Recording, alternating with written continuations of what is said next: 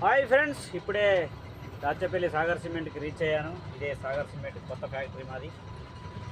ఇక్కడ నుంచి వచ్చేసి ఇక్కడ గుడి ఉంటుంది, టెంపుల్, అమ్మవారి టెంపుల్. గుడి కట్టేసారు.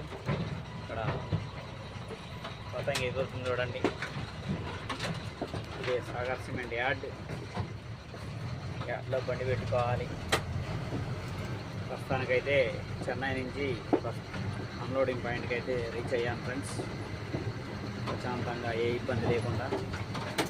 నెక్స్ట్ వచ్చేసి మరి నైట్ అన్లోడ్ అవుతుందో కాదో తెలియదు. ఇక్కడైతే పెట్టుకోవాలి. ఇక్కడ నాతో పాటు వచ్చిన మా తాతయ్య బండి ఇక్కడనే ఉంది.